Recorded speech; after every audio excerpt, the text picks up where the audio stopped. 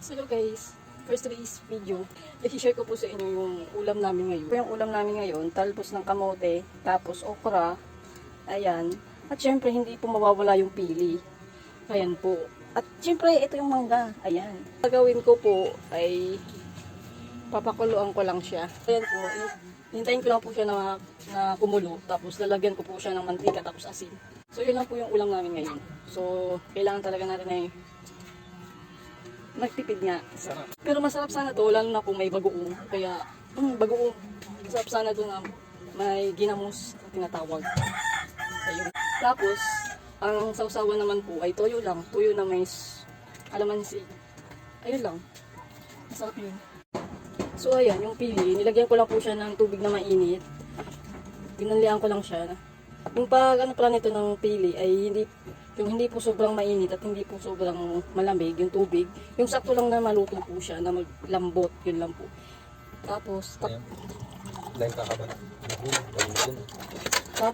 takpan natin para hindi po sumingaw yung init niya. Tapos, ayan po, na medyo, ay kumulo na po siya. Ayan, nalagyan ko po siya ng mantika tapos asin. Ayan po. Lagyan ko na po siya ng mantika. Tama. Tapos asin. Ayan. Ayan. Tapos ayan, haluan. Kutsilyo yung gamit ko din. Ayan. Kapag kumulo na ulit siya, pwede na natin ilagay yung eto, talbos kamote tapos ito yung okra. Yan. Hindi ko na po alam po ano yung ulam. So, ito na lang po. Kasi lagi kasing kung hindi isda, manok. Kung hindi manok, baboy. So kaya ito na lang po yung naisip ko na iulam. Ang problema lang kung kung yung isa dito ay kumain. Po okay na, pwede na natin ilagay yung talbos kamote tapos okra. So ayan na po, ilagay na po natin. Ayan, ilagay po natin. Tapos mamaya na yung okra, tapos mamaya na po yung okra. Kasi mabilis lang naman to na maluto. Tapos maano to eh. Alam nyo na. So ayun lang. Hintayin lang po natin siya maano. Ayan. Diba, tingnan nyo yung tubig oh. Nagkulay green na siya. So ayan.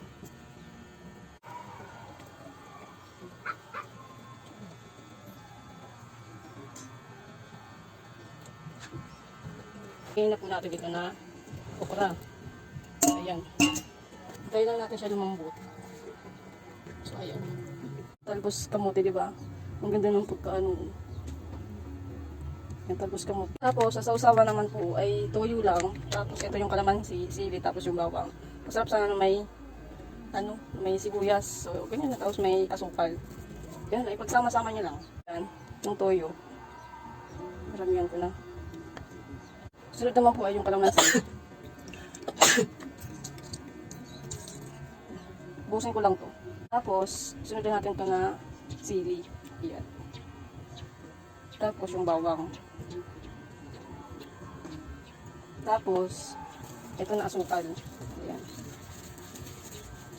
Ayan. Kunti lang. Ayan. Tapos, mekos-mekos. Ganyan lang. So, ayun lang. Ay, ano ito? Sili. May piso. So, ganyan lang. Yung paggawa ng sausawan. Di dapat sana suka. So, suwa na lang. Kalamansi na lang kasi mas masarap yung kalamansi compare sa suka. So, ayun. Hintayin na lang po natin na maluto yung okra. Tapos yung pili. Okay.